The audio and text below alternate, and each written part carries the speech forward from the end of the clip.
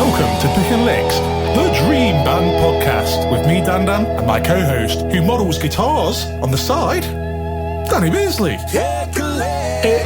Dude. How are you? I know exactly what you're talking about.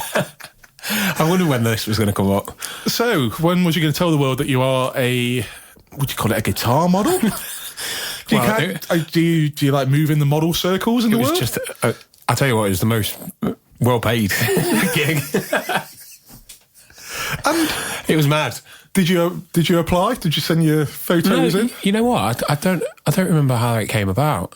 I think it might have been the guy who did the photo shoot for my solo stuff. I think it was him that contacted me because he knew I play guitar and they needed someone, basically. And it was just like this beginner guitar company. They were nice people to deal with, really friendly. Shit guitars. The guitars were, I wouldn't personally recommend them, if I'm honest. Good for like a campfire, to go in the fire. They're just, I think they wouldn't stay in tune or anything. So, yeah, that's just why you're modelling it. I'd hate to recommend them. To we won't mention the company name. Yeah, we won't mention. They are available on Amazon, aren't they? Are they available? Is your photos anywhere else as well? No, they're just on Amazon. Yeah. But it was a good experience. The face of a wank guitar company. Now you've got a bit of a portfolio, Danny. Are you going to start sending that out to like some of the bigger companies? And they'll be like, oh God, he's dropped his standards. Yeah, but I wouldn't want to recommend something like that, especially to a beginner guitarist, because they get frustrated. They were difficult to play and wouldn't stay in tuning. What would you recommend to play for a starting guitarist, Danny? What guitar would you recommend? That's a good little question, isn't it? Oh, that's a good question. And you know what, mate? All day long, I'd recommend PRS. Would you? Yeah, I would. As a beginner guitar? Yes. Just a 5K No, PRS? No, I mean like the SE range. The SE range are fantastic. I know what you meant. And you can pick up like a second-hand one bargains, as well. Aren't they? Honestly. Yeah, they all sound great, mate. You get a second-hand one for 400-500 quid?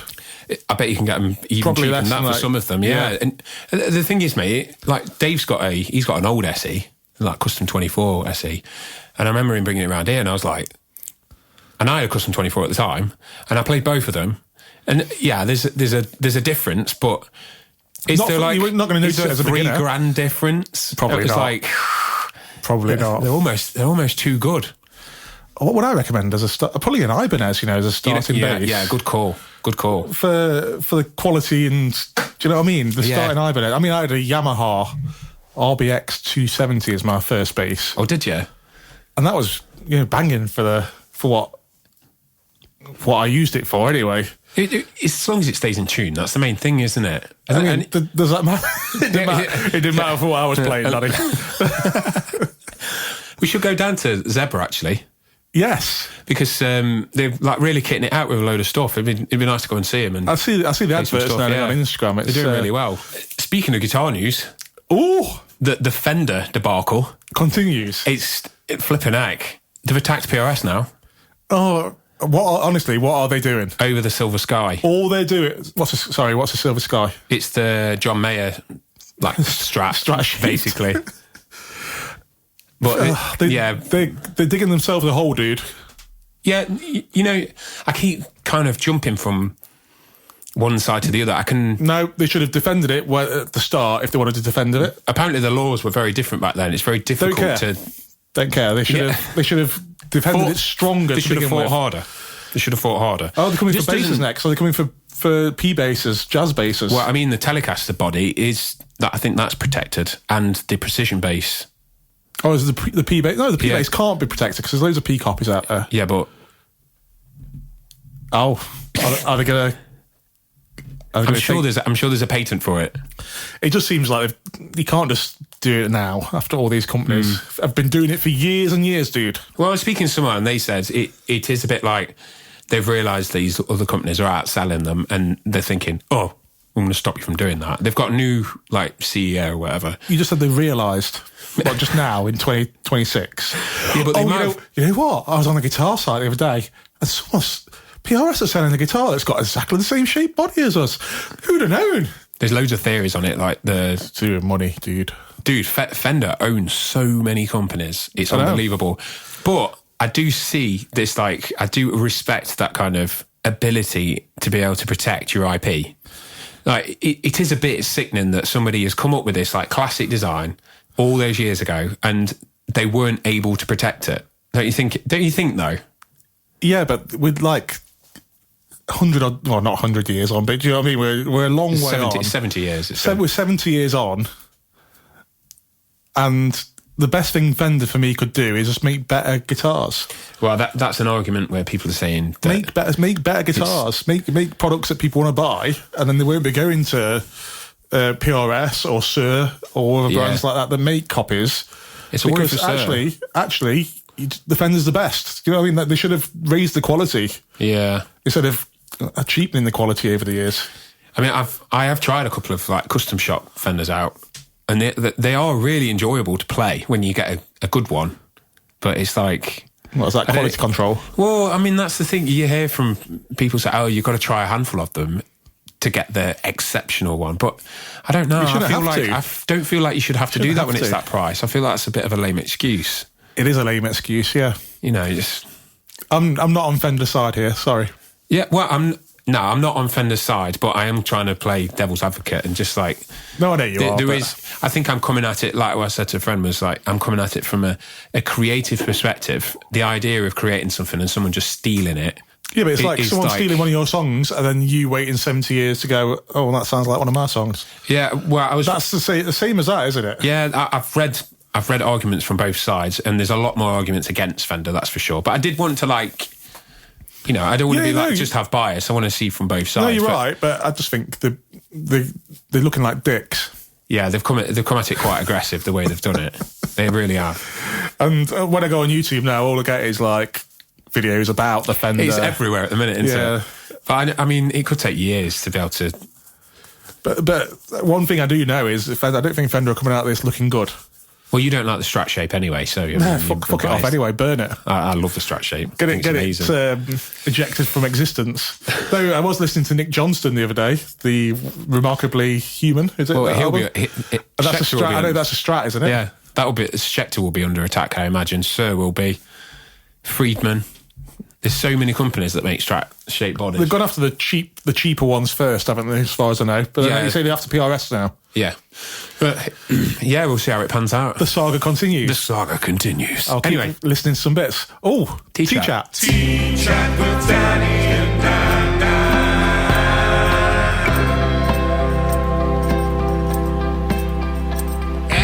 Right. It's a lovely little dog mug you gave me today. It's nice. Dogs? It's refreshing. What's that dog called? It's a boxer dog. That's a boxer. Yeah. I quite like them. The other dogs. Oh, I like a Dalmatian as well. I'm a big fan of a Dalmatian. They're a big, like, meaty dog, aren't they? Mad as well. Big, strong, meaty, mad dog. Anyway, tea. Let me have a little sniff. Oh, that's a big sniff. Mint, dude. But it's not our usual thrice mint. Oh. What do you think? I think spearmint sort of makes it more subtle. I do like spearmint. Spearmint's spearmint shoes you can get. Lovely. Delicious, banging they are. You've got a hint of that in there, which I do like. Who's this one by, Dan? Clipper. Natural, fair and delicious, it says. It's a bold claim. What are you giving it? Probably a 6. Oh, yeah. You're more of a fan of the Thrice Mint? Yeah, I like it a bit more of a kick. I'm surprised. Do you think there's spearmint in the Thrice Mint? We need to investigate the mints used, I think. Yeah. This is one for further investigation, guys, but I'm giving it an 8 out of 10. I enjoy it. It's a lovely little subtle minty treat. This doesn't happen. What? You scored higher than me. Full scale. Full scale, dude. Dude, what have you been listening to?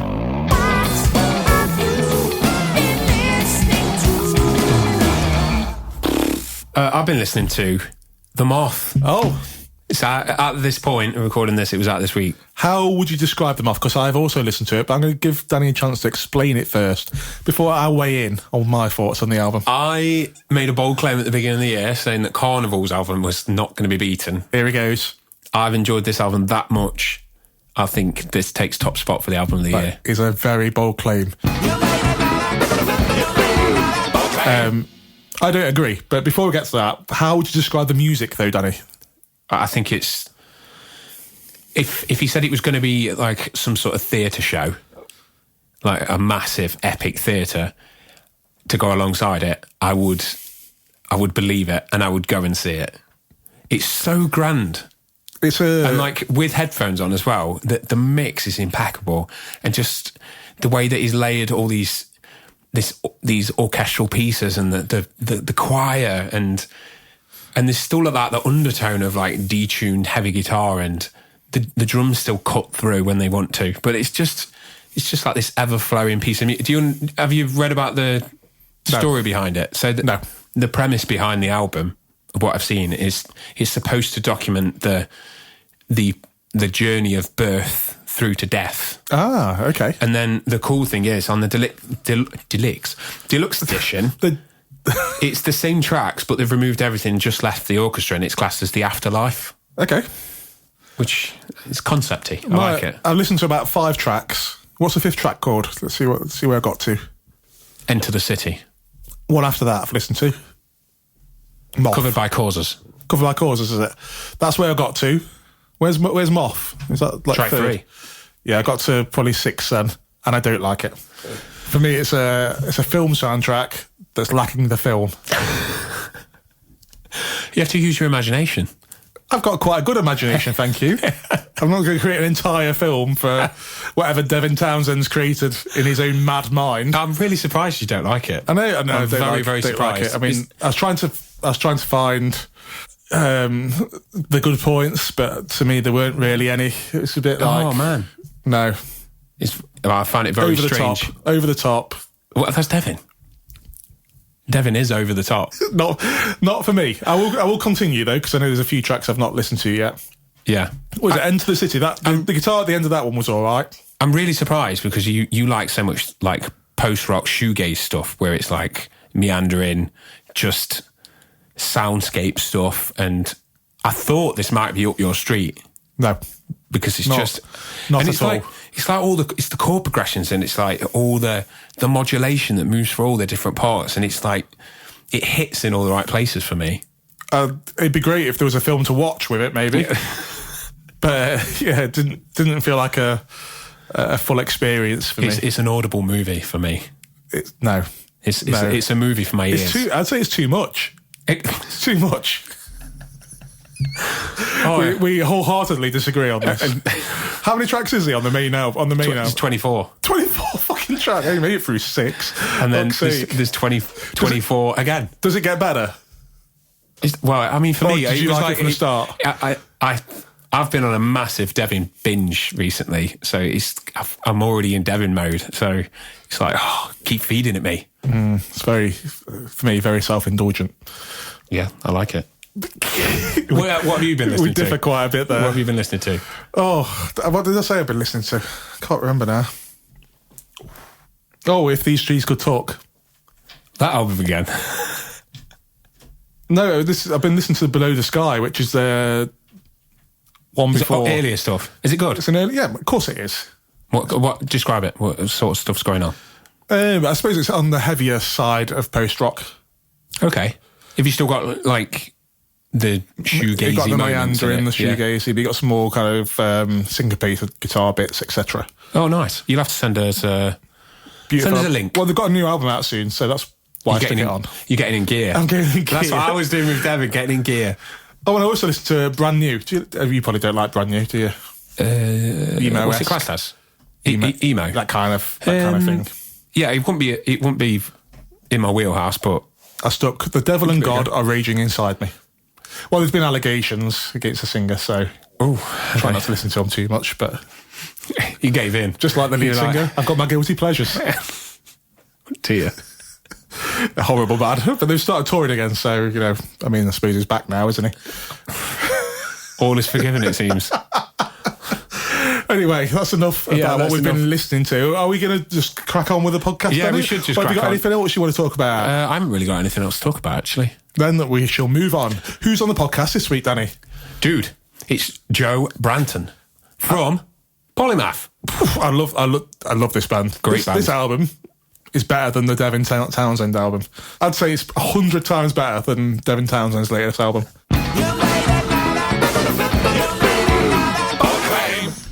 It's so fucking full of bold claims. Right, let's crack on. Let's crack on. Enjoy.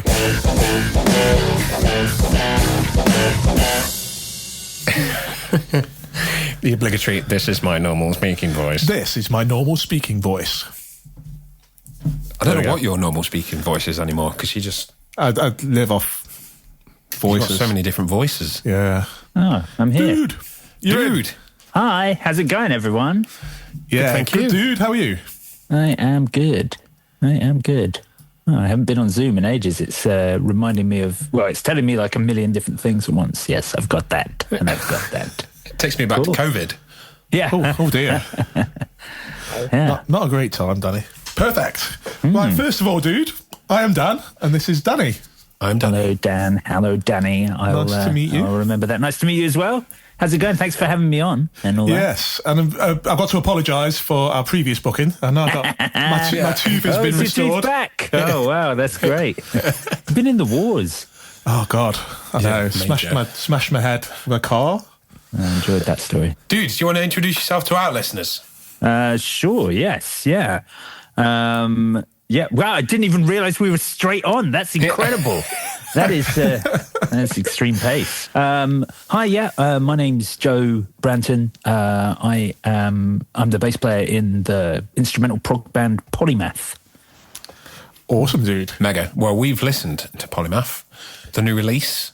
It's flipping mega. Yeah. Oh, thanks very much. It's so good. Not only like the songwriting, but the arrangements and the production is divine. It's so good. So Thanks, good. Danny. I really appreciate that. That's very nice of you to say. Indeed. And like, there's not enough instrumental prog out there for my liking. No, it's definitely it's one of those genres that's never really was that big, but it's definitely getting increasingly smaller. But you know, instrumental music's just better. It's a niche. We had the parallax method, didn't we? You're still in the parallax I'm method. still in the parallax method, yeah. I left when the songs got too hard for me. So, you know. Just stepped away. But now you're one of my favourite bands, Danny. So, Which is mad. which is nice. That's great. Was that the plan all along? Yeah, you get people to join the band so that when they leave, they'll continue to come to your shows. I like it. I like it. It's worked on me. He's bought merch as well, which is good. He's put money even back better. into the... Even better. Dude, I've been seeing you on YouTube for quite some time, so it's interesting to, like... I didn't realise that you were doing the Guitar Nerds podcast at one point, and then obviously discovering Polymath recently. It's like, whoa, this dude's busy. Yeah, Guitar Nerds, the podcast, is still my main thing. I see you guys are on Acast, same as us, but I think we Guitar Nerds been a podcast for now 11 years. We were we were the Guitar Shop podcast, which was owned by GAC before that for like 3 years. But yeah, it's still the most listened to guitar gear podcast in the Apple Hobbies podcast chart in the US and the UK, which is a lovely thing to. That's amazing, dude. Yeah, that's awesome. I'll have seen you on GAC doing like demos and stuff then. Yeah, that's right. Yeah, we were all the people that ran Guitar Nerds. The four of us were we were the four that ran GAC. So it was made up of me because I did basses. We had the marketing manager, Mark Packham, the guitars, deputy manager and manager, which was Jay Cross and Matt Knight. And then when all of us ended up going to other things, Jay Cross is now the manager of amps and effects for Fender in the UK. Wow. Matt Knight basically runs Boss. He's still on the podcast, and Mark Packham is the marketing manager for Reverb.com. So everyone went off to do those other things, and they stayed on the podcast, and it allowed me to take the podcast off of GAC and run it as a separate business and still have them back as guests. So it's been lovely. But That's class. That's awesome. Yeah, it's awesome. I mean, podcasts are the best. You know, they're not getting bigger because there's no new people coming into it because it's too long format for kids at the moment. And we're not making the right stuff for them. They can process information in such a different way to us. But that sort of long format conversation will always be interesting and awesome. It's why podcasts have continued to do so well since their inception, which was only like 15 years ago. That's mad, isn't it? It is madness, but I love listening to long podcasts. Yeah, you've made a good point there about the attention span of it's getting shorter and shorter, isn't it? And it's and I think you talked about this before, didn't you? Having like good quality bulk content. Well, I don't even like calling it content, really. Just like that's it cheapens it, those are all the, it just cheapens it, doesn't such it? marketing terms, don't they? Content. But just having It's just a conversation, man. It's just a conversation. It feels amazing when we finished each. I imagine you're the same. When you finished an episode and it's all done and you release it, it's like it's such a great feeling that you got this like body of work to put out there. Yeah. And when we get feedback saying that people enjoy listening back and checking out these bands and new artists and things like that, it feels really rewarding. And hearing back from our listeners and everything. I'm sure you're exactly the same. Yeah, sure. And you guys are doing a great job. Like Pick and Looks is it's such a good concept for a podcast. You know, it's such a great idea to be able to talk around, you know, sort of all the stuff that we all talk around, but give it an edge and you know, an identity. I love it. I thought it was just really good. It's really nice when you have podcasts that are less broad and they're just showing you this one specific thing, and you know what you're getting each week, which is kind of nice. Oh, cheers, dude. Like watching Coronation Street or something. Yeah, exactly. You know what you're getting, don't you? You've cheapened us again, Danny. Coronation Street, come on. Yeah, I mean, Holby City, at least. Neighbours. Hollyoaks, I feel. It's a bit more Hollyoaks. Is that still going? I have no idea. Yeah, we're not soap fans, are we, Danny? No, we're not soap fans, no. So how did you get into playing bass?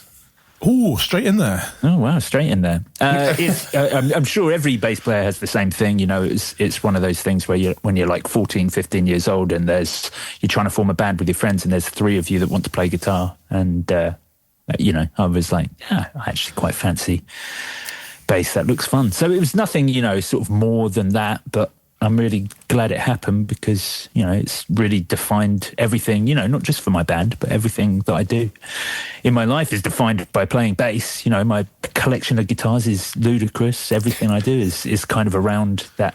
So I'm very happy that happened. I think I would have been I'm not a good bass player. I'm an average bass player, but I would think I would have been a below average guitarist. So I'm kind of happy for the dude, you're a great bass player. Yeah. I'm listening to your bass player and I'm thinking, this guy's fantastic. Oh, thank you very much. Obviously very humble. I'm an average bass player, so there you go. You're a very aggressive bass player. Yeah, the aggression comes through. You got to dig in, haven't you? Yeah, that's it. That's the trick. What about your origin story for Polymath? So how did Polymath come about? Well, but Polymath was it was like a side project, really. Our guitarist Tim, he's this incredible. He's my favourite musician I've ever met, and you know, he was a good friend before, but I was always in awe of the music that he made in various bands. Like he was in Last Days of Lorca, 129 Dying Jet. These were all like incredible bands for me when I was younger. And he's a drummer first. He's also left-handed and drums left-handed and also plays guitar upside down. So he strings from high to low. Wow. And tunes in fifth. So it's very difficult to like work out what he's doing at any given time. But he's a drummer first. So he was drumming in the band Monsters Build Mean Robots and he just wanted to play guitar on some stuff. So he asked me and the drummer Crispy if we'd do, you know, some sort of messing around in the studio, making some fun stuff without not trying to be anything, not trying to go anywhere, just trying to have fun and do a band. So, you know, just do a rehearsal band. And then Monsters Build Mean Robots were booked for, I think, the first ever Arctangent Festival in 2013. And there was like a band had dropped out on the Bixler stage who were opening, and we kind of knew the guys at Arctangent, and James from Arctangent asked, you know, he was like, Tim, I hear you've got this other band? And we'd only been practicing at Brighton Electric, our local studio, for 6 months. We had a handful of tracks under our belt, and we got given this opening slot on what is essentially at the time was the second biggest stage at Arctangent. So we went along, you know, I think we had our mate make us like 20 T-shirts, but we didn't have any recorded music, you know, maybe a download code for some live thing we did. And we opened, and the crowds are always amazing at Arctangent, but we spent the rest of the festival, you know, walking around and people talking to us and having seen our set and loved it. And we started thinking maybe actually this is a lot of fun and we want to do it more seriously. So it was always just a side project until then. But me and Chris were coming to the end of the bands we were in at that point. Yeah. Tim wanted to play guitar more. So it was kind of that. It was just a happy accident that ended up. And it was great because it was a band entirely started just around having fun, being as weird and complicated as possible. And I kind of like, and I hope that we've kept that over the last, decade. I think you have. I'd say you have. Yeah, I really enjoyed that latest, the new album. And it said that, the production on that album, is that something you did yourself or... Yeah. We it's the first record that we'd produced. I mean, it's actually not the first record we'd produced. During lockdown, we couldn't really produce at that point, but during lockdown, we taught ourselves how to record, produce, got ourselves doors, got ourselves all the gear, and we remotely recorded 2 records called the Cadaver Tombs Part 1 and 2. And that was a different thing, because a lot of it was electronic. There was never real drums on it, and also we were cutting our teeth on it. So it's got its own thing. We got in guest singers, guest guitar players, guest horn players. It was just a fun thing to do in lockdown. But that was what cut our teeth on it. And then I think this time we decided to take away the limitations of, as soon as you're in a studio, when you're in an independent instrumental band, there's only so much money that you have to throw at studio time. Yes. And so being able to do it, we now have all the equipment, everyone's got their own home studios. We had to, we recorded the drums properly, and then everything else we could just spend months sitting around, rather than, especially for bass, you get right, we've got to get the bass parts down, get your live sound dialed in and play, because we've got to get onto the guitarist who's going to spend 2 days layering up stuff that we'll delete. So well, at least I've got a vocalist, because they take the longest. Exactly. They can only record at particular hours of the night when their voices are worn out just enough. Bollocks. When the moon is in the sky, word by word. Exactly. So it was just lovely to be able to spend time. I got to sit here in my studio and be like, right, this driven part, I've got, because of the nature of my job, I have like 300 effects pedals in crates. And so I could be like, right, I'm going to play this part, but I'm going to work out what actually is the best fuzz pedal for this thing. One by one. I'm just going to record this 20 times with different fuzz pedals, listen back and pick the one I like. Perfect, and that sort of freedom is not something you ever get in a studio. Unless you're, a big band. So. Yeah, not unless you're you just haven't got the time, have you? Yeah. Like, it just doesn't, it's not there. I think for Emperor Chung, I think my bass parts took about 2 hours? Well, I mean, for the 1 hour, for the 1 hour album. It was well prepared, but like you say, you just, and you smashed them out, didn't you? But how nice would it have been to have that back then? Well, exactly. Where you could experiment. I'd love to have even a week on it. Do you know what I mean? It would have been amazing. Exactly. But and I'm the same as you. Every other record is 2 hours. You're just doing the bass parts. Bang it in, you're not messing around with effects or anything. You're using your live sounds. You get that rig set up as soon as possible. You're probably going through a sounds amp straight into the DAW. Yeah. And it was just nice to be able to do whatever I wanted. Yeah. Maybe this part will sound good with a flanger and a vibrato. Yeah. It didn't, but it could have done, and that was the point. Exactly, it could have done. Yeah, you've got to try these things. You've got to try them. And I think with bass, it's one of those things where you just said setting up your live tone and trying to record it. It's not that simple with bass, is it? Mm. You've got to have that time to kind of nurture the instrument and make sure that those frequencies work well on a fucking iPhone speaker. Yeah, totally. And there's so much you don't hear live. There are so many frequencies knocking around a room that are room dependent.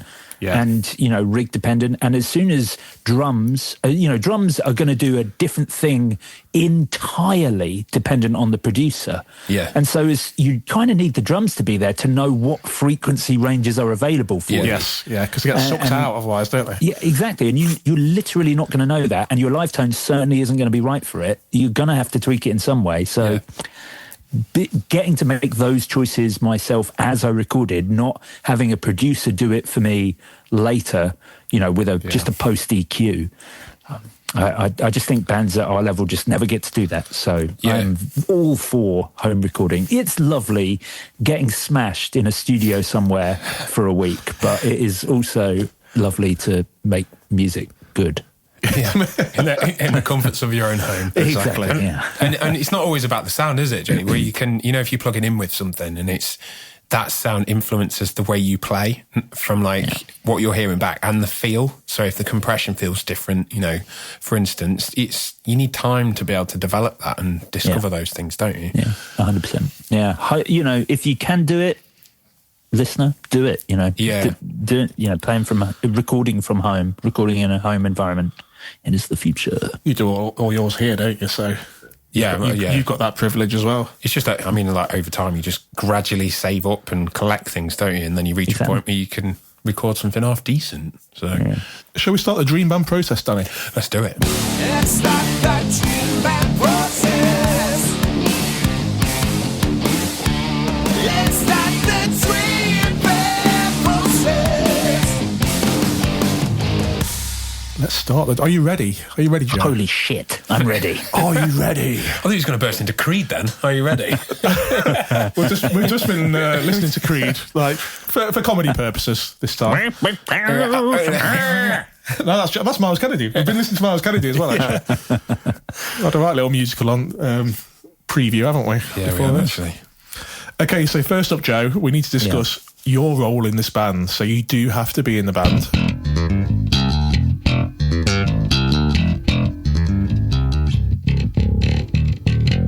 Yeah, I know, it's such a shame. I feel like that's is obviously it's a great way of doing things. It's such a shame because, you know, when I first heard about this podcast, I was like, brilliant, I'm going to talk about all my favourite bass players. And I was like, oh no, I'm obviously going to choose myself to play bass in this band. It's hard, it's a hard one, isn't it? Yeah.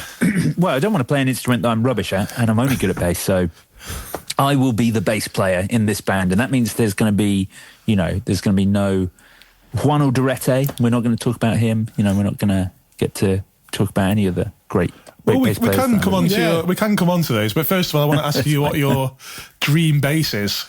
So I've seen my dream bass. I've seen you with a few weird looking basses on the internet. To be honest, some right weird looking things you've got around you. I do. Yeah, I do. It's a good thing, Danny. I get sucked into a weird bass. Yeah, I'm always like turning up with something really ridiculous and new, and my entire band are like, you know, when it comes to actually playing live and recording, you're just going to use the same beat up 60s jazz bass that you've always used. But no, my ultimate bass is dead simple. It is just a P bass. I really love precisions. I think they're great, but I have a favorite type. It is it's a bit tacky, but it's the Mark Hoppus variant, which is the jazz bass body with a reverse precision. And I've got one of those, not the Mark Hoppus. There's this fantastic guitar shop in Manchester called Rigby Music. They make custom guitars to order. So I had them make me something that looks like a Mark Hoppus. So it's jazz bass body, precision bass pickup, but reversed the other way. But I had it made with a big 51 style 50s neck, so huge, big, deep U and a 7.25-inch radius, a really curved neck. And I had the pickups made so they're really retro and clangy rather than being modern. So it looks like a Hoppus, which I love the look, but it's like a heavy relic vintage white as well. So it's kind of the best part. I felt like that was a good half of me now and what I like, cool vintage old stuff, and me at 15 listening to all the small things, you know. That was my perfect blend. Oh, class. Amazing. Is that four string then, you say? Or is it? Yeah, four string. Yeah. I sometimes play six string, but as in a bass six, not like a six string, not like, you know, sort of a metal thing. I like a bass six, but because of the tunings that Polymath use, I always need at least a low D. Okay. So. Yeah, I've got a... you hate that bass, don't you? I hate it. Music Man sub 5, but is it? You know what? I don't mind the sound of it, but the low B, there's such a tonal shift between that string and everything else, and I don't know if it's just the nature of a 5-string or if it's just that bass, or I don't know. What do you think? I hate it. I know you hate it. I don't like the pickup placement. So the pickups for too far back. Right in the bridge. Yeah, it's too far back. I like things to be up the other end. Really, I'm a neck player. I am really. So I play like this because I can't do the walking thing. It's disgusting. Yeah. I know. I'm not a bass player.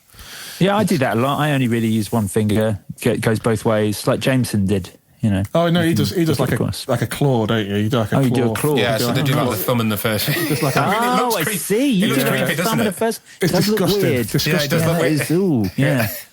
Yeah, I'm not sure about that. Yeah. Look at his face. It's horrible. So what are you plugging into? Are you a proper like analog guy? Big bass amp, pedals, and I play Ashdown amps. Lucky enough to have them endorse me and give me gear, but I play Ashdown. I play Ashdown rigs predominantly. Different stuff. I really like solid state amps. So I at the moment they did this amp head called the Studio Mini Rig. It was like, it's only 250 watts and it's solid state, and it just sounds great, and it's surprisingly very, very loud. But I actually got them to make me one that has a bit more juice. So this one does 450, and I use 212 cabinets. So just use one. I just use two 112s now because they're just a bit more portable. Yeah, we've got so much gear. So I use that, but I was just about, because we're just about to go on tour, and I'd moved to Neural DSP and got a Quad Cortex, still running into real amps, but using the Quad Cortex. And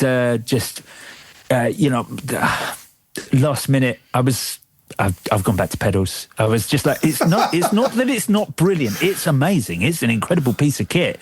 But all I hear is horror stories from bands about it going down, and and the problem is, if it does crash, it's a 2-minute reboot. If power fluctuates in a venue, which it does when you're playing weird little dives in, I don't know, the East Germany, like East Germany. Well, here's an example. Actually, I was thinking of weird venues that I played. But there's something about sort of analog pedals. They're just a bit more trustworthy. So I think I would record moving forward with Quad Cortex, but I really love analog pedals. Most of my sound is like the sound of an Ampeg B15. No, I'm playing Ashdown amps, so I use the Origin Effects.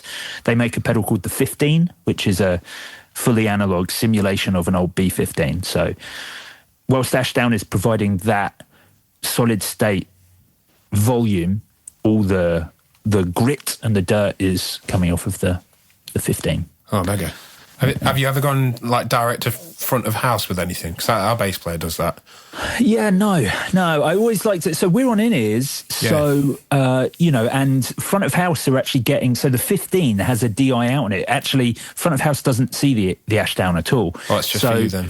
Front of house, yeah, it is. Front of house get run off the Origin Effects, and it has a cab sim on it. So that's all everyone out front is hearing. And then on stage, I just like to have an amp behind me. Yeah. Even though we're on in-ears, part of it's because, when you're playing like 150 cap venues, people at the front, they're in front of the PA. You want them to have an experience as well. Yeah. And I worry that's the problem. And I think a lot of people, to be honest, I know, your bass player is just going to front of house. I think a lot of people who are moving to digital rigs are starting to realise they still need to balance it and still need to bring something on stage. Unless you're playing 1,000 caps, I really feel like you need something on stage. Yeah. Yeah, he's normally, what did he have before? That massive like 8x10 and... He had an 8x10 and the SVT 3 or 4. Yeah, he's got that at home, but... Brilliant, yeah. It sounds killer, but... Yeah, they're so heavy. Well, yeah, exactly. I used to talk... I had Ashdown make me two...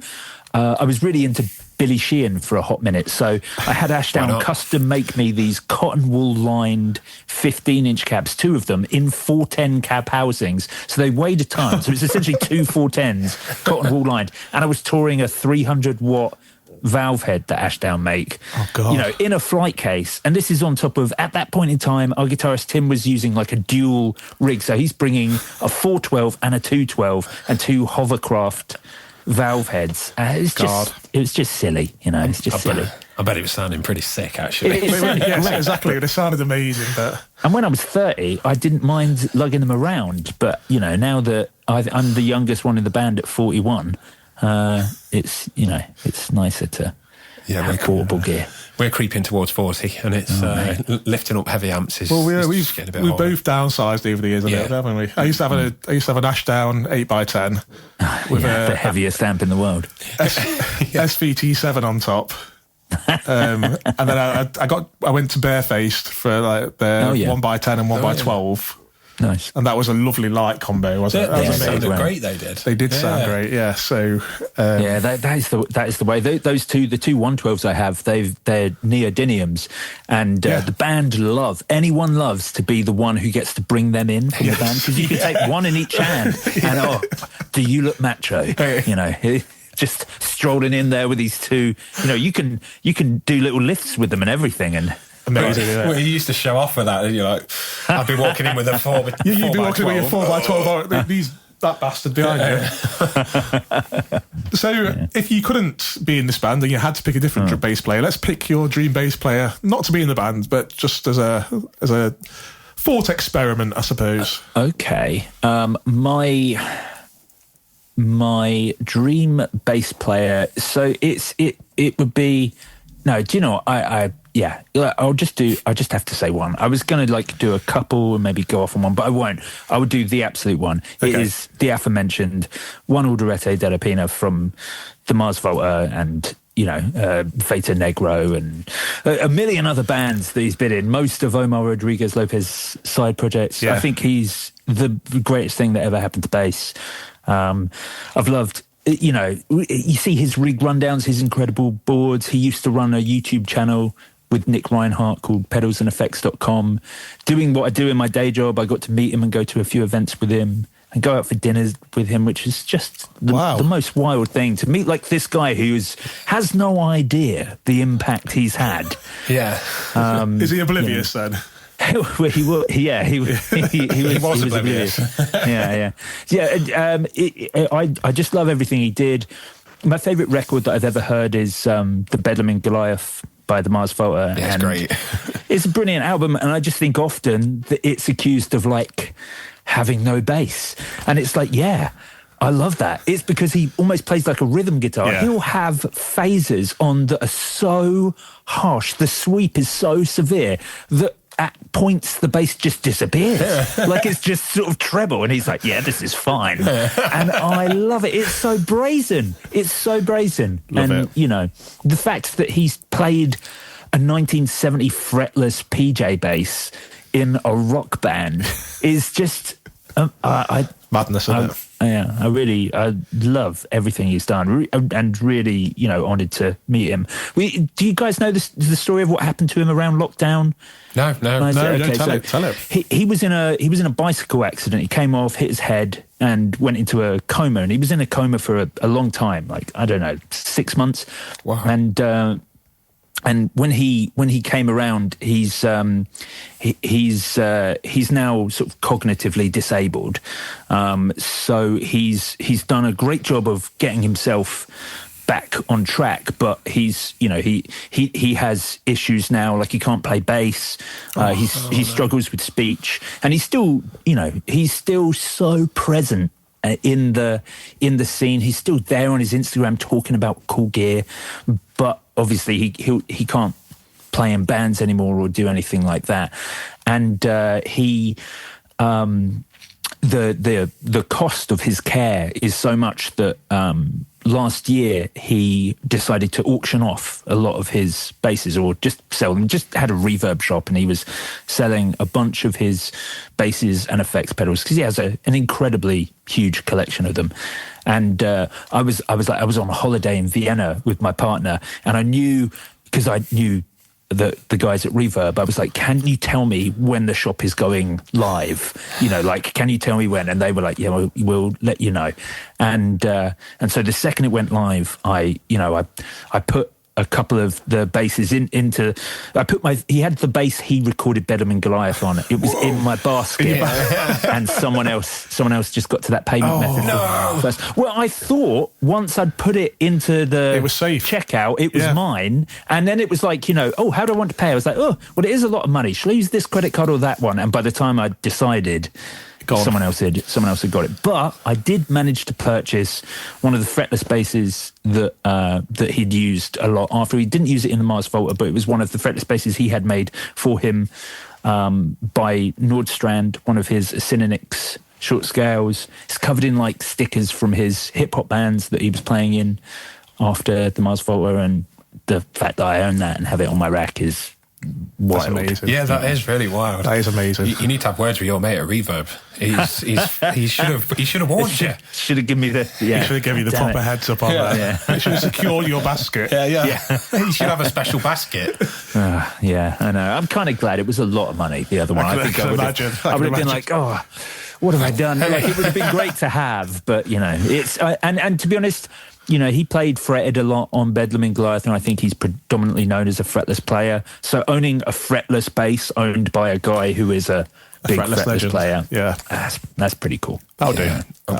That'll do me. Ben's using our bass player in Parallax. He's playing some stuff on my solo album. I'm doing another one this year, and he opted for using his fretless. Oh yeah, and like now, I don't want to hear bass any other way. It's so good. It's so good. I do love a fretless bass. There's a bunch on the new Polymath record. I say a bunch. There's some. There's about 20% probably, but I love a fretless bass. So nice. Yeah. Love it. Right, dude. We've got a couple of rules. Yes, I'm afraid so. Time for the rules, better. You can't have no current or past band members. Mm-hmm. And you cannot choose more than one member from the same band. So, for example, you can't have the whole of Silverchair. Why would you? So, where did Silverchair come from? I don't know. Not thought about Silverchair for a long time. But I do love that band. Dear Armour. What a great album. Yeah, you want one as your dream band, would you? Not all of them. No, I wish I'd written that album. Amazing. So, are we okay with the rules? That's totally fine, yeah. Great. Good. So, first up, your first dream band member is your dream drummer.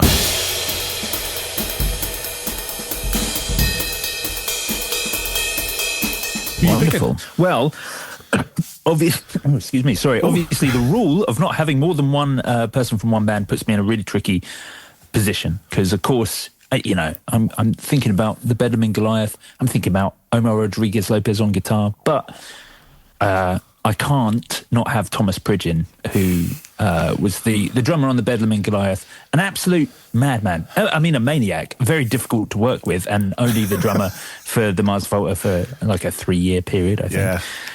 And, for all intents and purposes, is a crazy human being, but was also the greatest drum recording I've ever heard. Yeah, on the Bedlam and Goliath. The man is just. Do you know about his double pedal technique?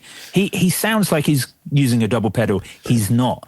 He uses a single pedal, but he has this heel ball technique that this floating foot heel ball technique, God. And it's just unbelievable. There are videos of him doing it on YouTube. I thoroughly recommend watching them. It's out of this world, the stuff that he does. And that record in particular was amazing. So as much as he's going to cause a lot of problems with the other people I'm going to pick in this band, I think Thomas Pridgeon... Yeah, that's from chaos comes beauty sometimes, doesn't it? Yeah, you need that... You need that creative spark. You read sort of the stuff that Omar and Cedric from the Mars Volta were saying about him after he left, and they were saying he basically couldn't keep time because he was such a crazy feel-heavy drummer. Everything was just going wild. But despite that, I still think, he's got so much groove though, hasn't he? Exactly. And I think that's it. I think his ideas were wild. They were not what you'd have expected to have heard on some of those tracks. And I think that's sort of where, the problems probably arose. But I think just by him being unusual and weird and always overplaying, it accidentally created something incredible. Something genius, yeah. Yeah. Always overplaying. Have you seen have you seen the audition videos for Primus when he tried out for them? No, I don't think I have. I haven't seen that either. Oh, dude, they're so good. He tried out for Primus? I mean, you've got to be, you've got to be a Primus fan, obviously. Yeah. But it's so, that music's quite out there anyway, but I would have loved to have seen him join that band. Yeah. I need to watch that. I need to see that video. I'll send you the links. It's mad. It's mad. Insane. Well, that's a great choice. Any favourite tracks by him? Anything you'd recommend to our listeners? Just the whole album. The whole album, but Tetragrammaton sort of springs to mind. If you were going to pick a track, I think it's just a good example of someone relentlessly drumming for however long that song is, 12 minutes. It's just perfectly ridiculous. I love it, dude. Yeah. Great first pick. Yeah, strong. I think Thomas Pridgeon was our very first episode. Yeah, Martin. Really? He was the first member that was picked in the very first episode of this podcast. So we've come full circle almost 2 years later. Crazy. Okay, next up is your dream guitar player.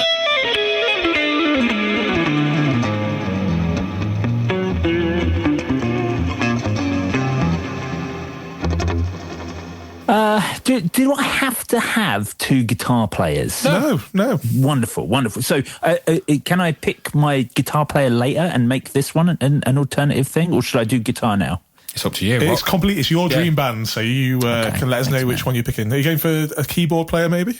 Well, see, I was thinking about that. I was thinking about having a great keyboard player, but there are so many other amazing instruments that I'd love to include. Whilst Paul and Matt were a prog band, we actually listened to and go to more jazz shows than anything else. And jazz is what we listen to a lot. We got really into Ethio jazz recently. So there are kind of all these instruments that I don't have in this format. So I'd like to try and squeeze one of them in. So I was thinking maybe, I'm not going for this one. This is my sort of, mention. I was thinking of having Mulatu Astake, he's like the guy who invented Ethio jazz. I don't know what Ethio jazz is, to be honest. This is new to me. Well, I'll give you a very brief of what Ethio jazz is. Mulatu Astake comes to the UK with his family in the 1960s. He is studying classical music. I can't remember where he goes. Starts going to jazz gigs out in London. He was like, wow, this is great. This is amazing to see. 1960s London. He's like, amazing to see black people making music in this sort of underground format. Why are they using the scales of white Western music for it? He invents, he wants to study jazz, can't find anywhere to do it. So he moves to the US, goes to Berkeley there. It's the only place you can study jazz at that point in time. And he brings the 5-note modes of Ethiopian traditional music into Western jazz and blues, that sort of thing. So it's kind of like skipping 2 notes for every scale. So you get this clunky feel to everything. This, just as if you don't have enough notes, it makes you sound like you're a less eloquent player almost, so less fluid. It makes everything sound more jagged, and it just has such wonderful... Just these great grooves, because so much percussion is brought over from Ethiopian music in what Mulatu does. And he's a vibraphone player, but he arranges everything. So he'll have guitar, he'll have saxophones and trumpets in his band. But he's fantastic. So I thought about having him on vibraphone. But if I'm going to have a weird instrument, I think I have to have Alice Coltrane on the harp. Ooh. Well, that's a first. Harpist. Well, also, she's one of, at the time she was doing it, only the second harp player ever in jazz. At the end of the 60s, I think more so, you're talking about the origins of how she became a harp player. It's insane, because she's a piano player, right? She starts playing in her husband's band the last couple of years of his life. I can't remember exactly. Is it 69, 67 he dies? I can't remember. One of those two. She comes in to play piano. He passes away. After he passes away, she receives a harp that he'd had custom ordered and made for her, which at the time she couldn't play. So she learnt to play it very much as kind of catharsis, getting through losing her husband whilst having, I can't remember how many kids they had, 4, something like that. And being a black woman in the 1960s, being a single mum and trying to kind of deal with that. And she taught herself. She didn't take lessons. So it meant she played harp like an improvisational jazz player, which was wild because it's such a percussive instrument when it's played in classical music. That's not how she plays it. It's almost like a guitar, the way she plays it. And that's how she treats it. This just wonderful, gorgeous, improvisational style. That just for that alone, and beyond that, even being a black woman playing a harp in the 1960s a classical upper class instrument. I just think she was absolutely incredible, and the music that she made with it is some of my favourite stuff ever. So, oh wow, we need to listen to that, dude. Yeah. That's what an honour that would be to be playing alongside her. Yeah, exactly. She was brilliant. So, have you got any recommendations of things for us to have a listen to? Yeah, something that stands out. The best harp stuff she did is easy. It was the album Journey in Satchadana. Satchadana. I never say it out loud, so that's weird. I can't really say it. Satchadana. You'd find it if you search for Alice Coltrane. There's a track on it with the same name, which is also fantastic. Last year there was like a live Carnegie Hall album that came out that was released, and she does some stuff off of that. She was booked there. It was like her spiritual instructor was doing a charity show at Carnegie Hall to raise money for a new studio, and she was given a half-hour slot to open. I think she played for an hour and a half and just jammed songs. And that set has just been released. So it's very good. The live versions are, if anything, better than the recorded album versions, because she doesn't play the same thing twice ever. So, You thought about a harp for the studio, Danny? No, I haven't. They're quite impractical, aren't they? Quite massive as well, aren't they? Yeah. Well, maybe I could fashion a harp with all the guitars. I am here for that. Well, this is taking a turn that I wasn't expecting at all. Yeah, sorry, I know it's a weird one. No, it's all good. We love weird ones. Don't worry. Yeah, so it doesn't give you much to back with me for, does it? When I'm just mentioning incredibly obscure '60s harp jazz, but I promise it's very good. I promise it's very good. Yes, we'll definitely have. We'll listen to all the choices. So, and really, that's one of the best bits of this, isn't it? Really, listening to new music. So. Right. We're going to go with your dream guitar player next then.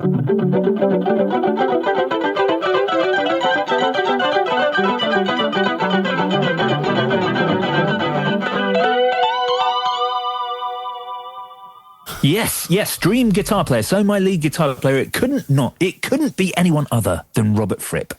The Fripp. Yeah, I mean, I can't not choose him. Like, it's the tuning that Tim, the guitarist in Polymath, uses, which is Fripp invented his own version of guitar tuning called New Standard or Fripp tuning, which is it's fifths like a violin. So you go from a low C to a high G, which means you need something like an 8 on your high string to get up to a G, and you will break strings all the time.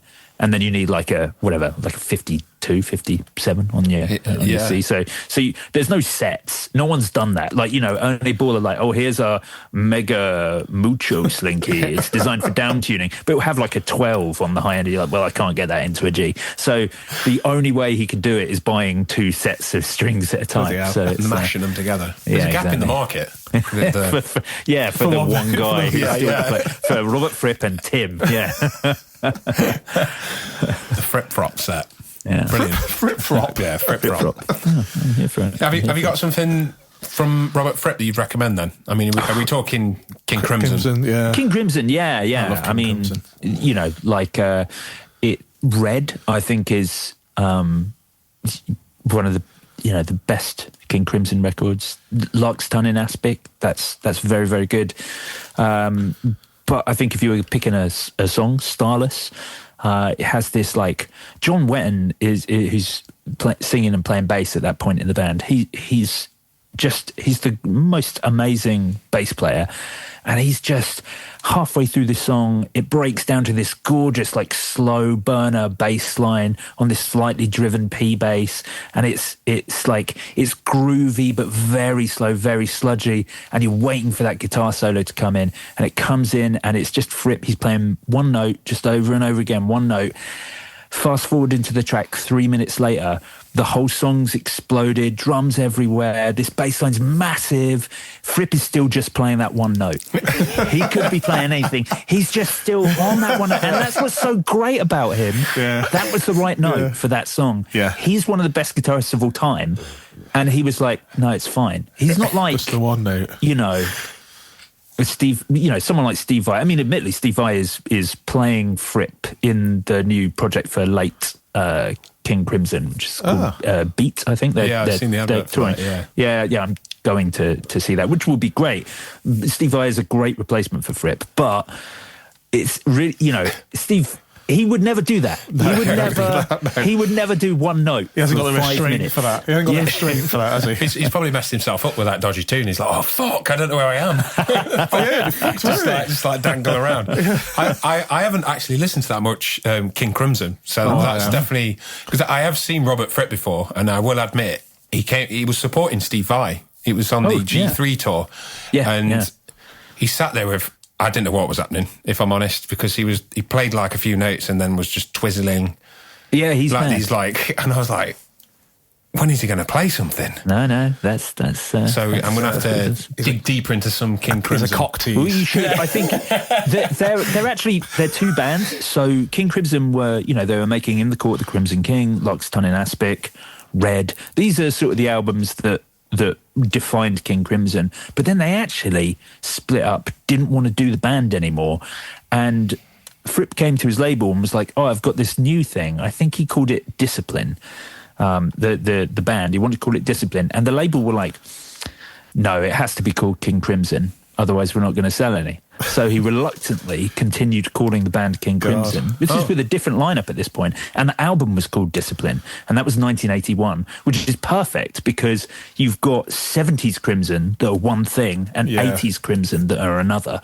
I think, and if you like things like G3 and if you like Steve Vai, then listening to their 1982 album Beat, 1981 album Discipline, you'll really like that. Discipline sounds like Talking Heads with crazy guitar solos. Oh, cool. That is what that is. Yeah. And it's brilliant, but it's that thing. 70s Crimson is a bit more cigarettes and rock and roll. It's like the difference is, John Wetton on bass to Tony Levin on bass. John Wetton on bass is a 4-string P bass into an Ampeg, and Tony Levin is, I don't know, whatever he's smoked that day.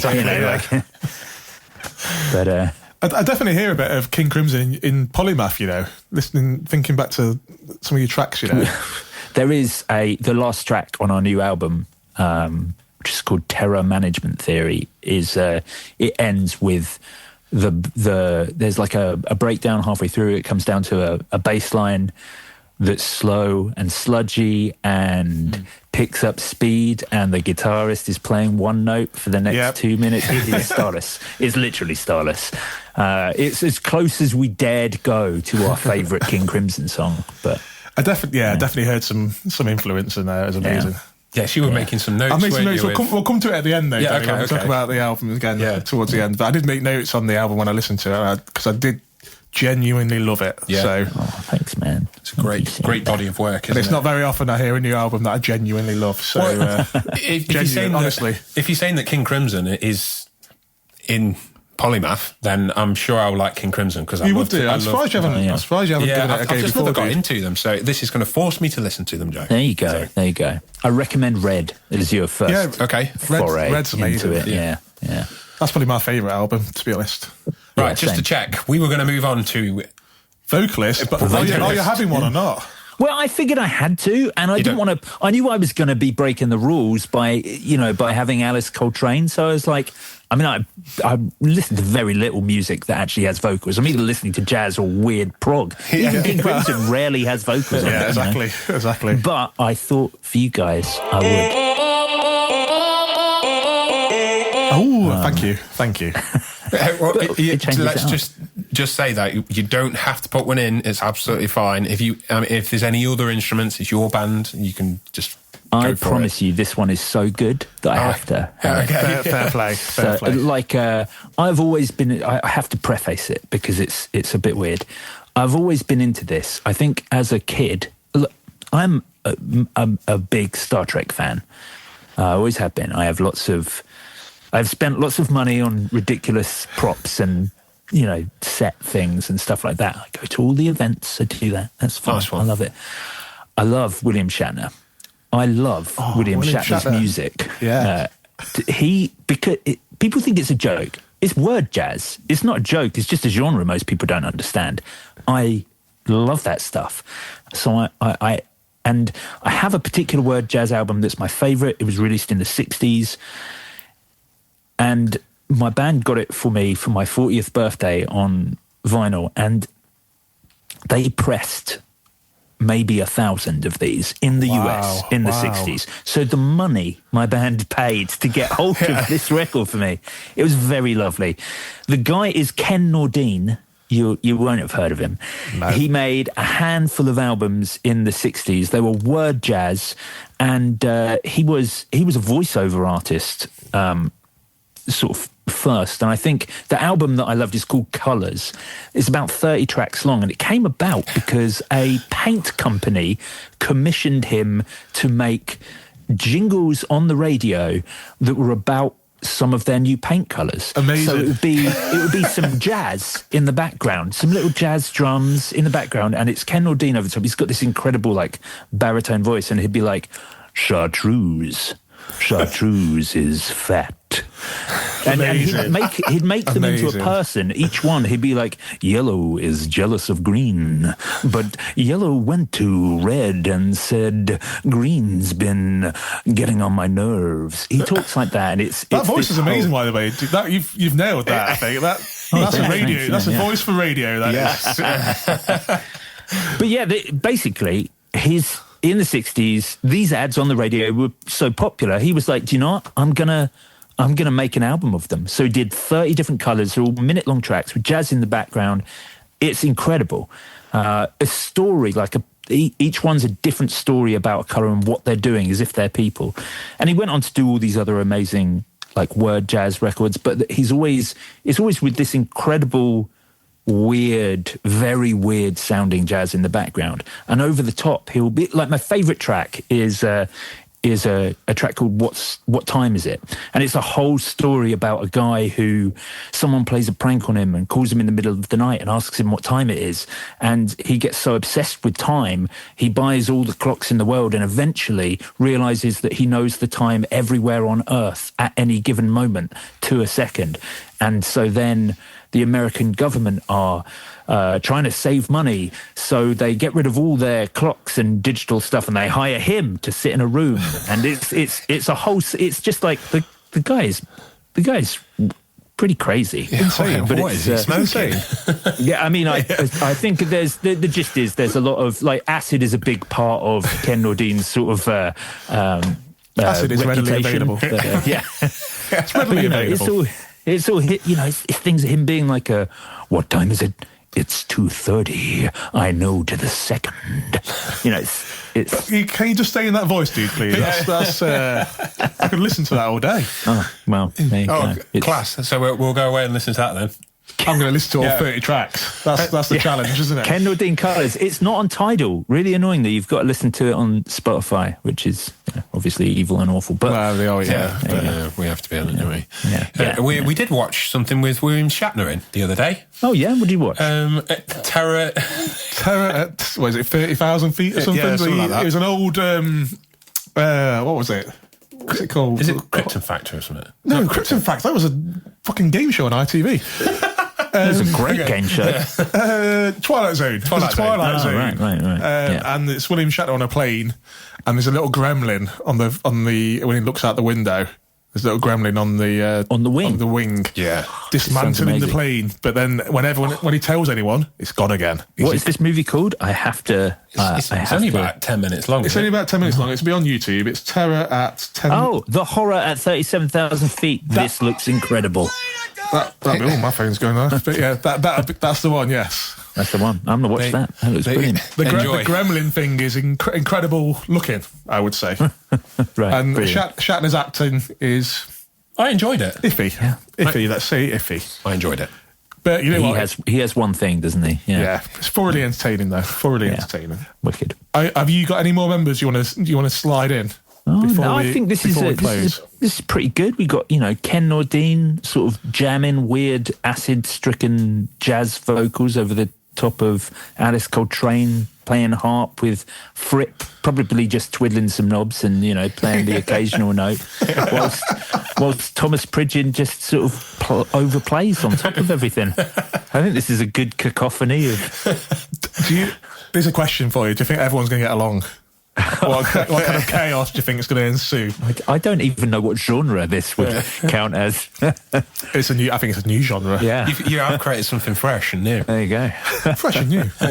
Right, shall we summarise? Shall we go through one by one? And Let's summarise your dream band choices.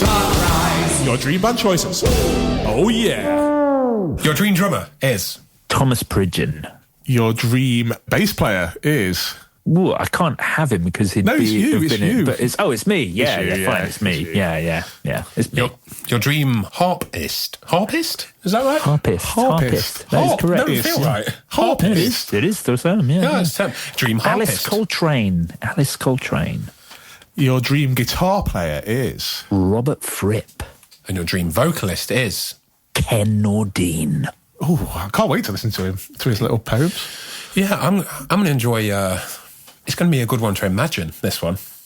Yeah, that's imagine it all coming together. It takes some acid to really imagine it. Yeah. Honestly, listen to some Ken Nordine.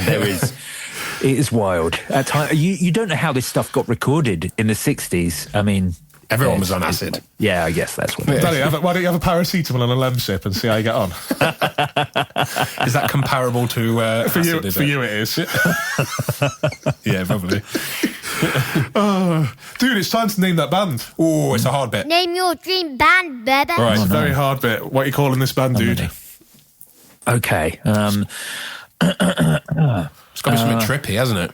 Have you got anything in mind, or are you going to try and come up with something off the top of your head? Yeah, I thought, because I wasn't 100% what way I'd go on a couple of them, I thought I'd see how I was feeling as I go. So I am going to call this, because it's all about, the front person, isn't it, at the end of the day? So I'm going to lean into them, and I'm going to call this band What Time Is It? I like it. I hope you're messing with time signatures as well while you're at it. That's a great play on it, isn't it? Yeah. Time signatures changing. Yeah. Oh, well done, dude. It's a good name. Yes. Ties it in nicely. We've had some bad names, dude, and that's a good one. So yeah, pretty horrific, actually. Did you want to talk about those notes you made? I just want to bring up the album again, dude. So when's the album out? The album's out on the 10th of April, which I think is actually when we start our little tour, because we've got a couple of UK dates before we head over to Europe, and then we're back in the UK for a bit. But yeah, 10th of April, the album comes out. And there are 2 singles out at the moment, which is No Such Thing As Now and The Universe as an Engine. Are you playing in Nottingham? I don't think so, no. I think... I think they are, the Carousel. Yes, we are. Carousel, Yeah, we are. That's right. Yeah, we're playing the Carousel. We need to. We'll check the date dude. out, and if we can make it down, we need to go. Cause, so I made a few notes on the album because I did listen to it, and like I said, I was hooked straight away. To be honest. Oh, thanks, man. That's pretty weird. It's not weird. It's not weird. I don't know what the song names are because I wrote like little thingy bits, but I loved the groove towards the end of 1 2 3 4. I can't remember the rest of that song name. Oh yeah 1 2 3 4 Body Problem. That's like kind of 2 songs sandwiched together. So the second half of that has like a build where we build into it from a that's probably the hardest one to do live, actually. And Scraper, I've put Scraper down here. You must have had I think you got the Scraper sound. Percussion was such a big part of this whole record. We really again, and it comes down to having time to just be like, rather than, should we add some percussion? Someone grab an egg shaker, quick. We could actually just spend, we hire out like a little studio space where all our gear lives, where we rehearse. So we just set up some mics down there and went nuts with a bucket of percussion, so it's... I think love that. Bongos on No Such Thing. Great bass intro as well, but... Yeah. Oh, yeah. Thanks. Yeah. No Such Thing was my favourite song that we'd ever worked on, I think. And just partially because we were able to get in a bit more of that Ethio jazz thing that I think we've all been really enjoying. And I know it's so far from what the band is, but it was nice to sandwich that into something that was still polymath. And I've got supreme production with great dynamics. So we miss out a lot of that on today's modern production stuff. So that's something that stood out to me, how dynamic everything was. I like that in production. Thank you for saying that. Actually, a lot of that's down to Ken Golden, who's the fellow who owns the prog label that we're on. It's called Laser's Edge. They're like a New Jersey, US prog label. They put out all this great old prog. I think we're the youngest band on their roster by, like 40 years. But he's great, and Ken really cares about everything. And I think when we sent him our first masters, which were quite modern, which is where everyone slams everything. There's lots of compression on modern masters. And he was like, I don't like the mastering, because he'd heard it in its earlier stages. He was like, I don't think this is what this should be. And, at the time, I'm like, I'm not paying, I didn't say this to him, but I'm thinking great that, you've bought the record, but I'm not redoing my art for you, getting on my high horse. And then he follows it up by being like, I appreciate you might not agree, but I'm happy to pay to have it remastered. I've got this great guy who masters Motown, and soul records where everything's really supposed to breathe. I'd really like him to have a crack at it. Then you can have a listen. And, it doesn't cost you a penny. If you choose to go with yours, that's fine. And I thought that was just incredible. That's amazing, he didn't have to do that. And he was right. He was totally right. I just never thought about it enough. But modern music is, especially because we'll get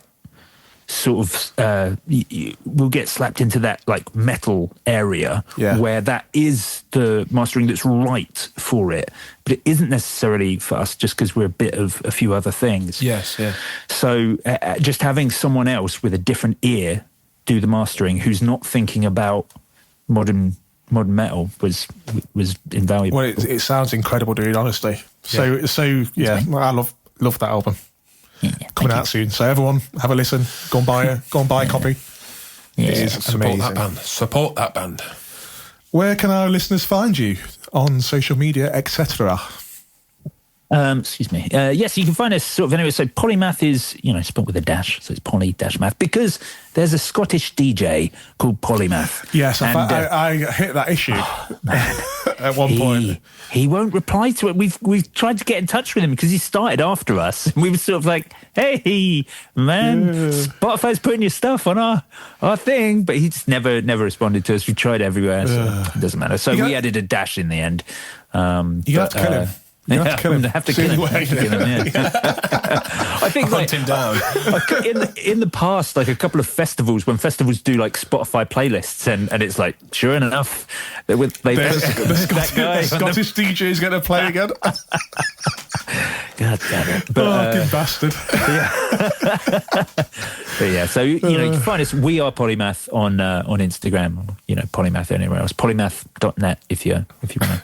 Have a look at any of our merch or anything like that. Wicked. Dude, thank you for coming on the pod. It's been class. It's been really enjoyable. Thank you. Thank you so much for having me. It's been great. This is such a good podcast, such a good idea. So thank you for letting me be a part of it. No problem, dude. It's our pleasure, honestly. Our pleasure. Okay, dude. Cheers, dude. Right. Thank you so much again. Thanks very much, guys. Take it easy. See you soon, dude. Bye. See you later. Dude. Hey. Here he is. What an enjoyable podcast. That was a lovely chat. What a great guy. Yeah, brilliant guy. Great band as well. Check out Polymath now. Indeed. But now we're going to rip his band apart. Or is it time to evaluate? It's time to evaluate his dream band choices. Evaluate.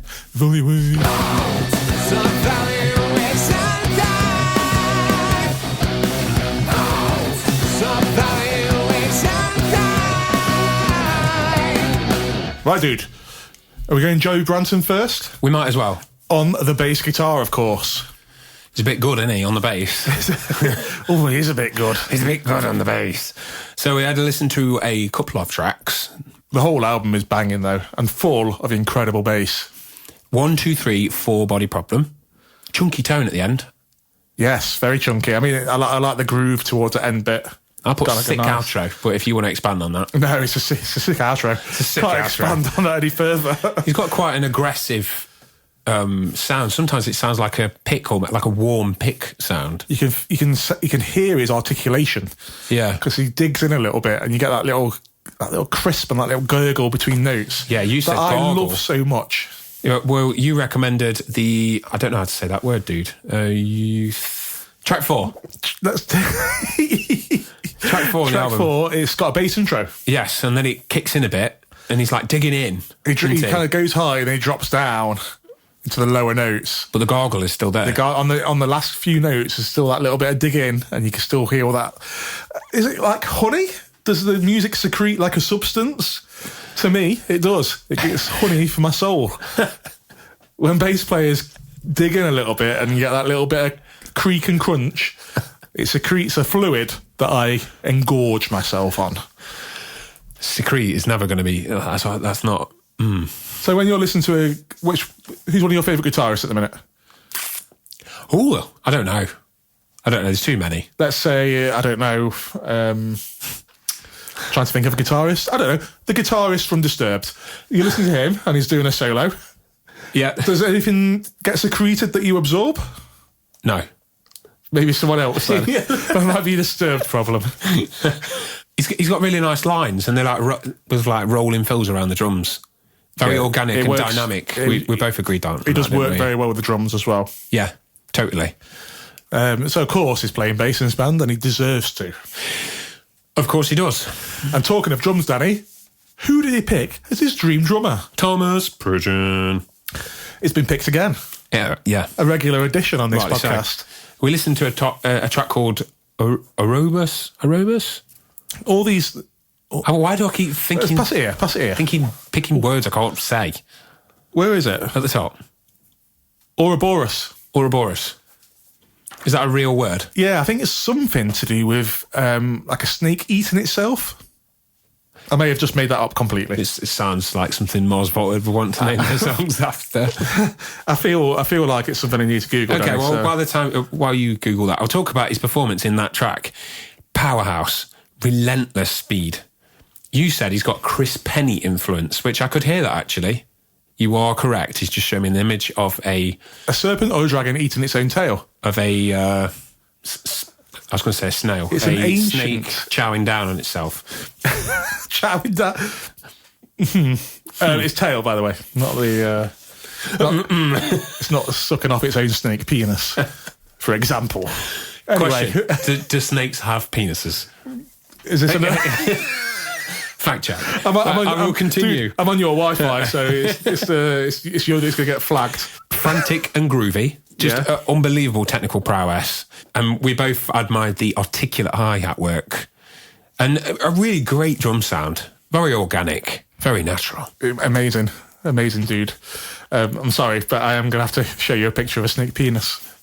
I mean, it's pretty horrific, if I'm totally honest. What the? Just. Can you describe? It looks like a conker with its. It looks like a pink conker. It looks like a pink. And some of them have two. Wow. Where do they come from? They've got hemi-penis. Oh, that one's got like 3 heads on it. What are they supposed to do with that? Did they have a game of conkers? I mean, it's barbed as well. Oof. Oh, I don't know about you, Daddy, but I do not have a barbed penis. It's not letting go of that in, is it? Oh, that's just a snake that looks like a penis. Anyway, sorry. Thomas Pridgeon. He reminds me a lot, Chris Penny. Well, I said that earlier. I wasn't listening. I was looking at snake penises. No, I hear that though. I hear that in the relentless, frantic madness that somehow makes sense. But he's like frantic, but able to be so articulate. Accurate. This is everything you said. So I'm just regurgitating what you said. Basically, you summed it up brilliantly. I'm not wrong, am I? No, I think he's going to work really well with Joe. In diddly deed. Should we chuck some guitar on top of it? Who's the guitarist, Danny? The Fripp. It's your favourite guitarist. You went to a Robert Fripp gig, didn't you, and didn't enjoy it? It was a Steve Vai show, and he supported. I really didn't enjoy Robert Fripp, his performance. It was boring. But you've just recommended some tracks. I have indeed. Classics, though, old ones. 21st Century Schizoid Man. That's a proper old one. I mean, you said just hear some of the lead lines at the end, which I really enjoyed. It was the syncopated, dry as a bone lead lines. Well, the thing is, that's why I suggested you skip, because I didn't think you'd get there otherwise, to be honest. I didn't think you'd make it, so I thought, skip towards the end, because that's when the guitar starts going wild. Yeah, the production is from 1969, so the production's... Limited production. Yeah, it's... The snare drum's quite grating, I find. It's a hard listen. It's quite a difficult listen. But you did introduce me to... Red. The album Red. And the intro is huge, very interesting melodies. Raw and dark. You said that it's a much more... It's darker. Yeah. It's got dark according and darker phrasing in it as well. Very unnerving. How did you describe it, the journey through that intro to that song, Danny? I said to you, I'm like desperate for some sort of resolve, some sort of resolution. And it had this like intriguing element because like when you pointed out, with every key change or every like modulation into it, it was like, oh God, are we actually going to get there? Exactly. And it kept me waiting for what's happening next. So it built this kind of element of suspense.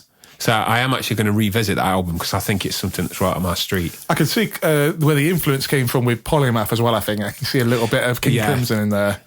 Just a little homage that here and there for it. Well, it kind of makes sense that I really enjoyed listening to Polymath then because going back and listening to... Sorry, it's the other way around, isn't it?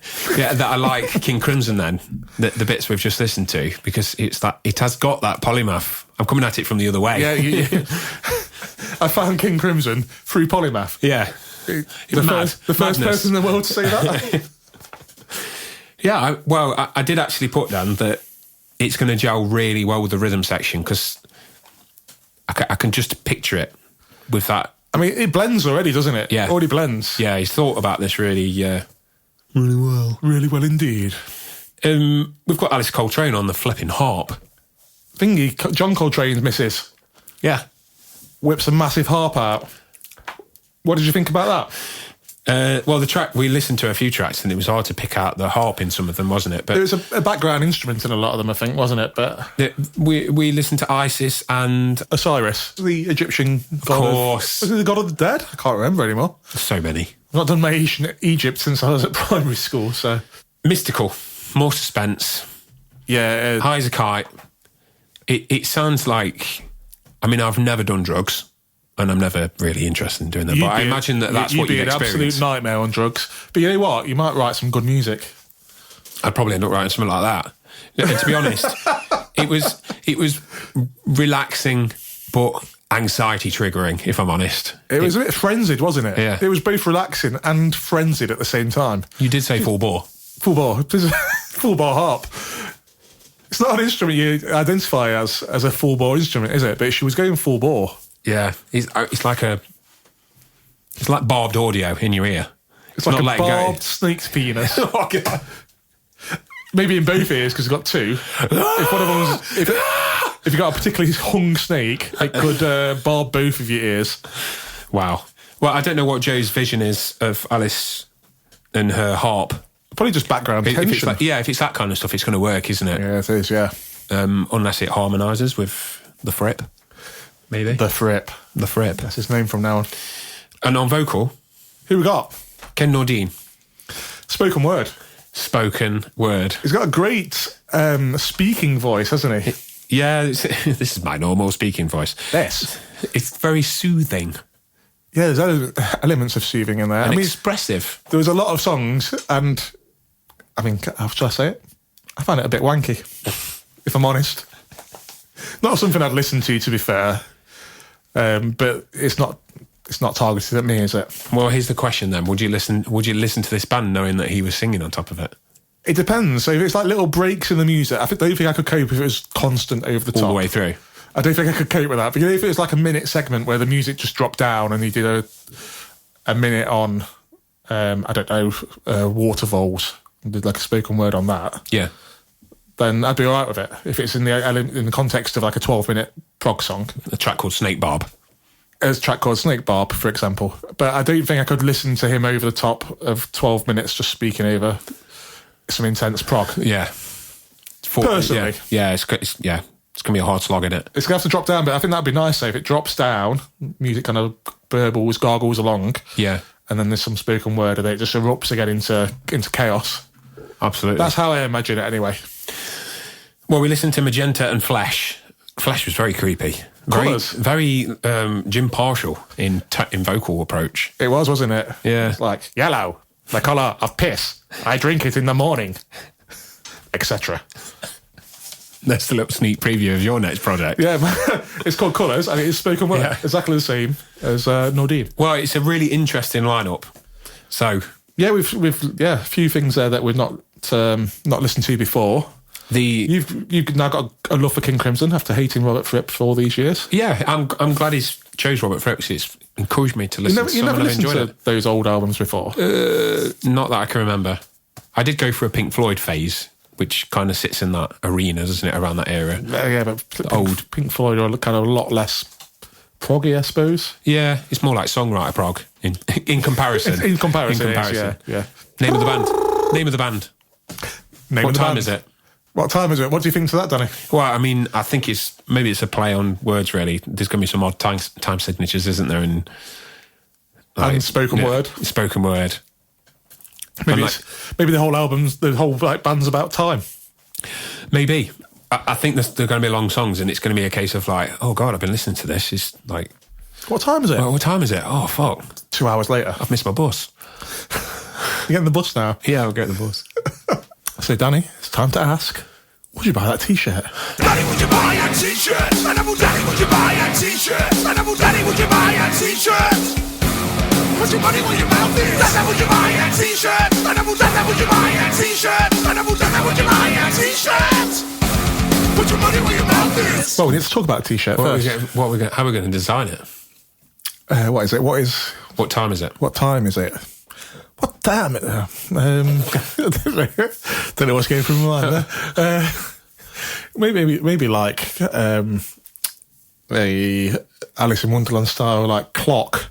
It's got fucked up like hands and numbers and like Tim Burton style. A Tim Burton proggy clock. What do you think to that? You'll be careful how you say that. Tim Burton's proggy cock. If he broke a rule, that's what the band name would be called. Tim Burton's proggy cock. So what do you think to that idea? I think that's going to that's going to work into it. Like a Escher style, like weird, basically. Yeah. A weird clock, progged up, fucked up clock. What time is it? But I think maybe the clock needs to be interactive. So I like this on the designs. It's actually solar powered. Yep. And it's a functioning clock for others to see. Because obviously it's what? It's a bit difficult if it's on the tit.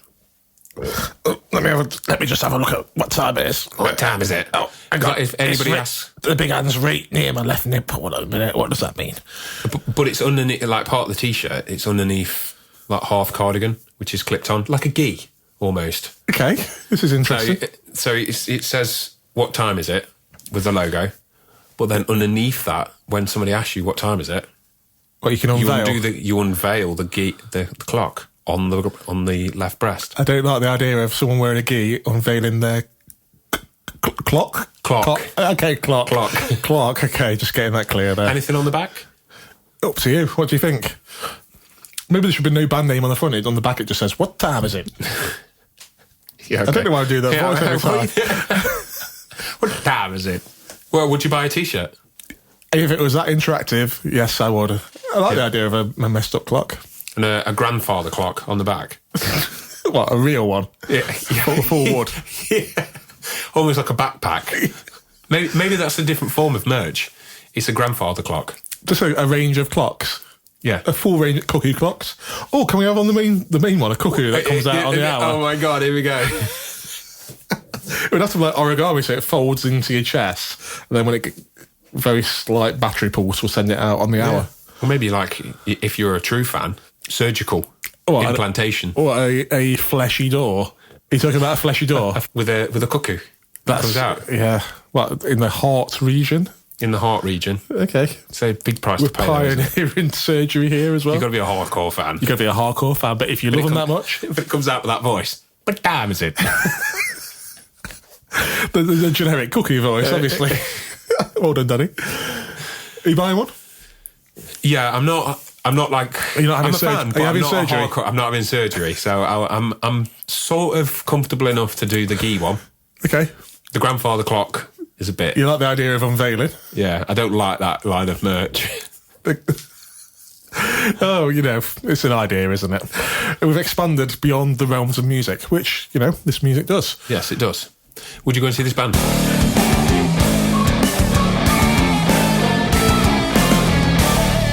I would go and see this band, Daddy. As long as the singer / spoken word guy doesn't go on too long. I think it needs to be used sparingly, for me personally. But it will, like I said earlier, it will work in certain scenarios for me. Like if the vocal acts as the guitar solo. Give me an example. Well, like you've got the bulk of the Vocally. song, you've got the meat and Vocally. potatoes of the song, Yeah. and then you've just got like the sprinkling of a vocal solo.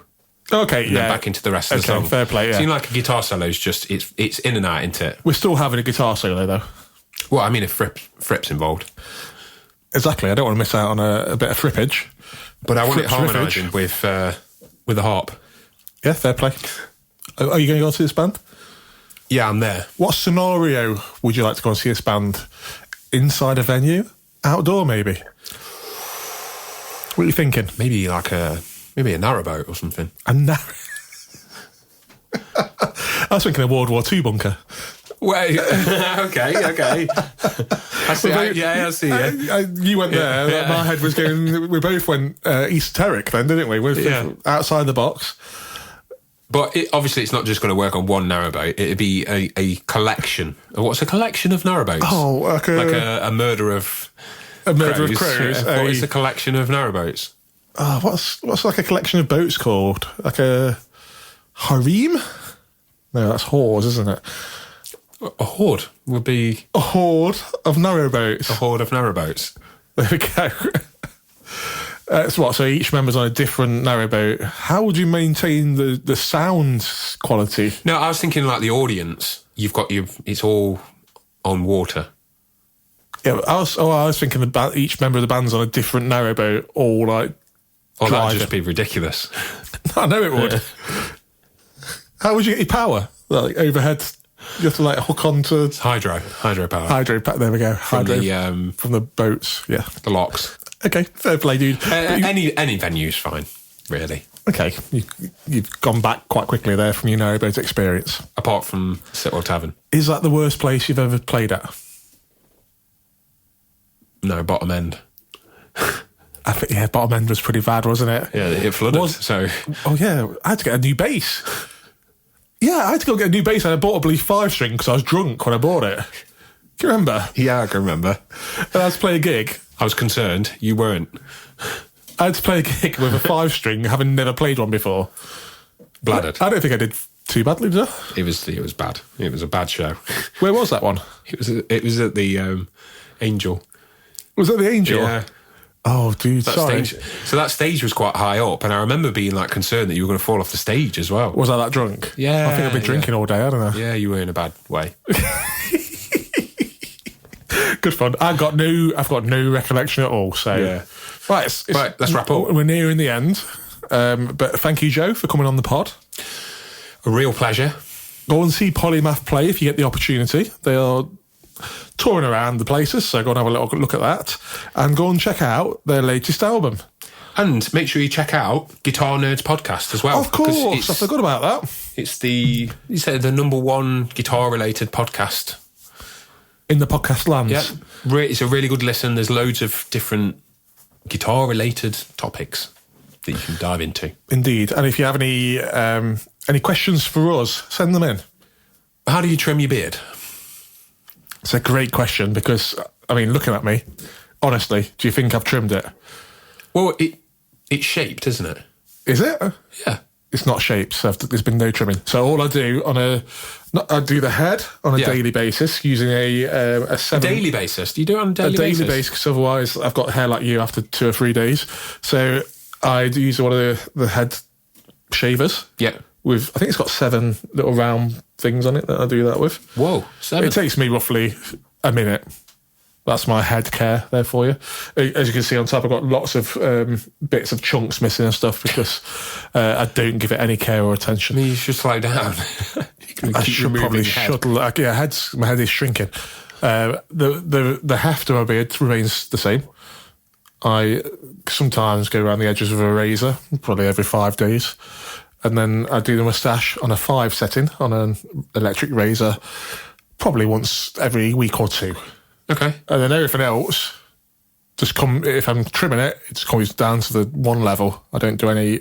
With a trimmer, or is it with scissors? No, with a trimmer. Oh. I do no daily maintenance on the heft, the bulk of the beard. It remains... I like to think of it as like an entity that kind of hurts if I'm kind of removing some power. Oh, okay. Like you've got a squid. Oh, I do a little bit on the sideburns every now and again, just so they're not like hair abrupt. No hair. Yeah, they are. Oh, you do a bit of blending. I do a little bit of blending. Blend. Does it? Yeah, it does actually. It's a smooth blend. And what about your beard? Oh, it's the bulk of it is here on the tip. The tip of the chin. Yeah, but. The rest of it just won't go very well. Very sparse. Yes, it's very sparse. But that's it. That's a great question. Yeah. Listeners, send them in. Give us a 5-star review. Give us a like. Give us a share. Any last words? Thanks to our listeners. Thank you to you. Oh, you never thank me.